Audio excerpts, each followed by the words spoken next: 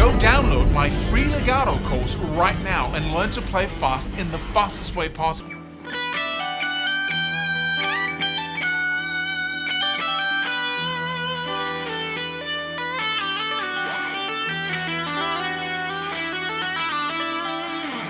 Hey, there's one thing we keep banging our heads against when it comes to learning the mechanics of what is going on when we play guitar, when we play music, and that is the fact that it's taught in it's just there's multiple layers of that we have to push through if we really want to get to the core of what is going on when it comes to the mechanics of music, when it comes to music theory. And that's why most of us don't go all in on that area. It's not because of the actual knowledge, the actual things we have to understand. It's because of how it's taught. And in this video, I'm going to tell you why. And you might say, why is that important? It's important to understand that you're not weird. It's not like, oh, I just can't pull myself together to, because it's boring. It's just, but that is, it's not because you're weird. It's because it's taught in a weird way. First of all, if you want to learn a language, what's the first thing you do, right? You start pointing to things. You gotta, if you learn it in the intuitive way, you just learn it by saying stuff, right? If you are near to somebody who speaks another language, then you can actually learn the language just by spending time with that guy and just by deciding that we're just gonna speak Spanish now. So what is that called? What is that called? And you point to things and you start gradually, intuitively learning it. All right, that's the most direct way. That's how kids learn it. Babies, when they learn their first words.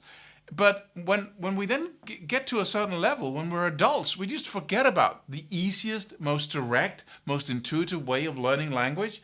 And then what we're presented with in high school, for instance, if you want to learn French or German, is freaking letters on a piece of paper. And then we idiotically start learning to read and write and speak at the same time.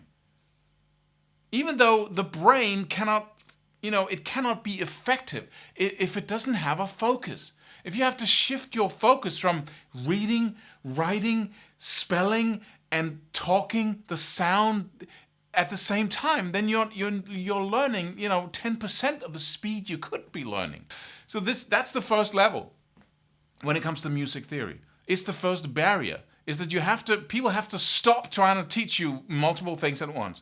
Because you need to understand the concepts, the boxes to put things in, and not how to read. When we start learning scales, we start, intervals and the major scale and blah, blah, blah, wah, wah, wah.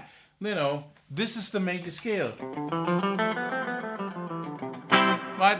Can you hear how it sounds before you start talking, on top of it? Making it, right?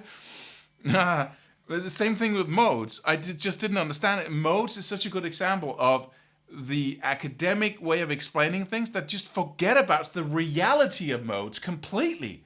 And then we just start, dreaming ourselves into the theoretical aspects of it. And those become so detached from what is actually going on that we know nothing once we know everything about modes. We know nothing about the reality of them. We think it's a scale, right? We think the major scale is 7 different scales. What is kind of an idiotic thought is that, it's 7 different scales. A mode is a scale. That's the Dorian mode. You just played the C major scale, for freak's sake.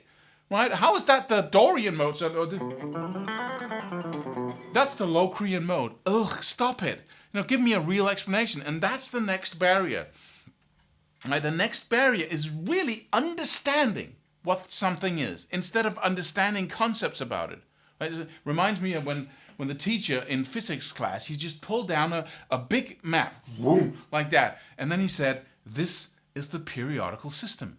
And I just looked at this, everything in the universe is made up of these basic whatever, right? And it was just what are you talking about? And then we're supposed to learn it. We're supposed to relate to it. Ever seen it, the periodical system? And I was just like, okay, how does this relate to molecules and atoms? And what is an atom? How do we even know how those work when we've never seen one? There's such a backlog of just missing explanation that makes in my perspective, how can you even relate to that when you don't understand it on the deepest level? right? And that's like same thing with modes. Do you know the modes? Yeah, I know myself. I've been practicing them for 10 years. Ionian, Dorian, Phrygian, and then on. So okay, so now use that to something constructively, so something productively. Let me hear you use the modes. What are you going to do with them, right?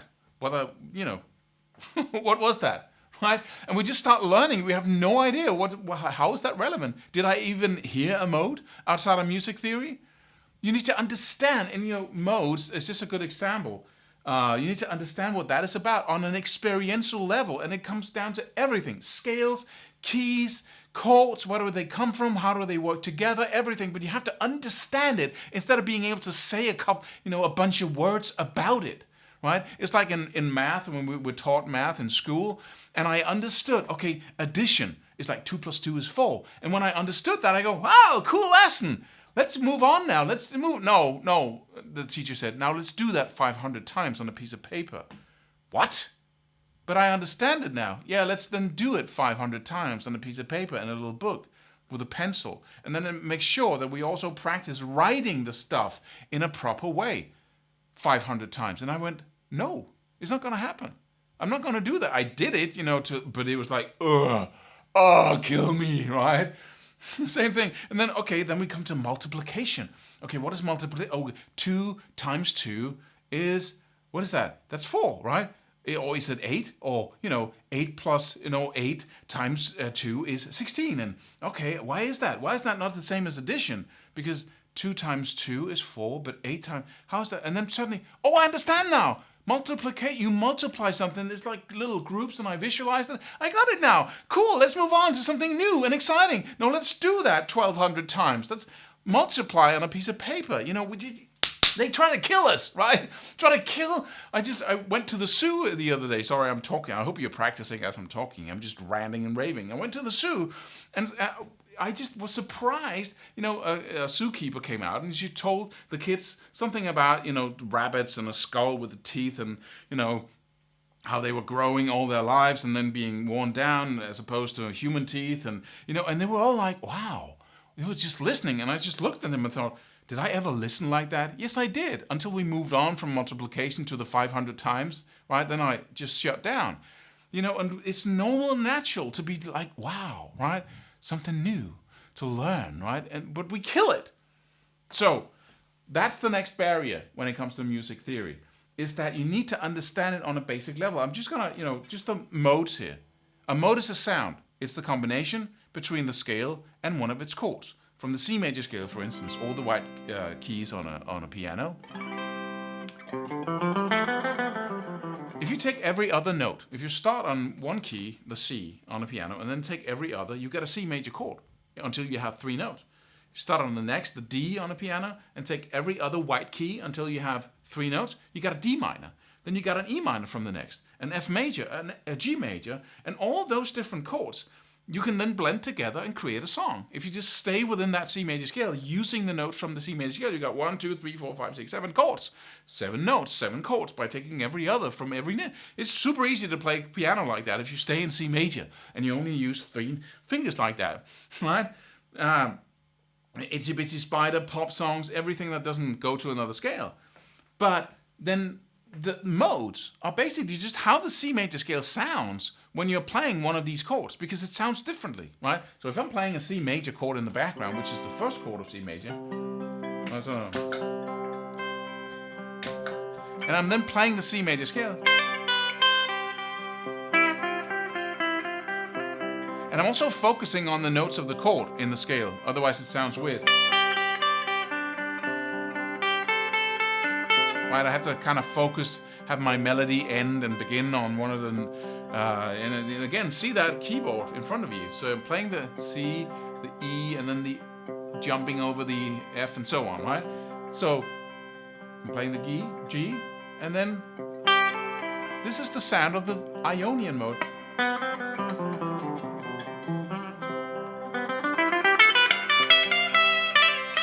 Right? Let's play the same scale. But let's jump up and play the F major. So I'm going to the F. I'm from the C then, C, D, E, F, and then I take every other white key from the F. That creates an F major scale, or an F major chord. Right? And if I still play the same white keys, the C major scale, hear that sound?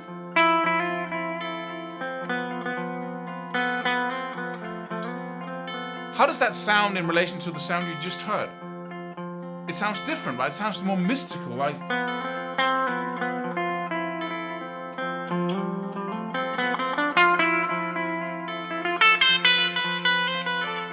Hear that? This is the sound of the Lydian mode, right? Let me go back to the C again so you have...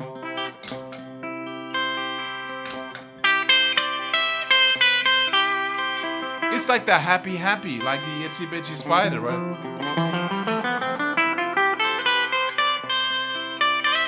Right? And then still the white keys on the keyboard.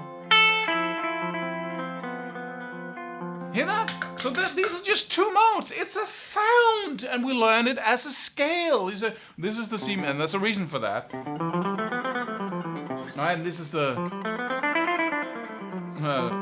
Lydian, right? So it's a sound. It's the sound that any scale makes when it's combined with one of its chords. Find that explanation anywhere on the internet. What is a mode? It's the sound that a scale makes when combined with any one of its chords. That's it. And it's nowhere out there. Sorry. It's just, what the, right? And you have to figure this out for yourself. You can read 100 books and you have to figure this out for yourself because we are lost in thought and we've forgotten sometimes about what's going on here. So that's the other barrier, basically, is that you need to look for the understanding of what goes on beyond the words and really say, what is the actual, and how can I apply this? Well, you can write an entire song with that misty sound of the Lydian, right? You suddenly have total control because you know theory, because you know the mechanics of scales and chords. And so it goes for everything else. So that's the barrier. Look for the meaning, for the actual reality of what we're talking about when you hear any music theory, right?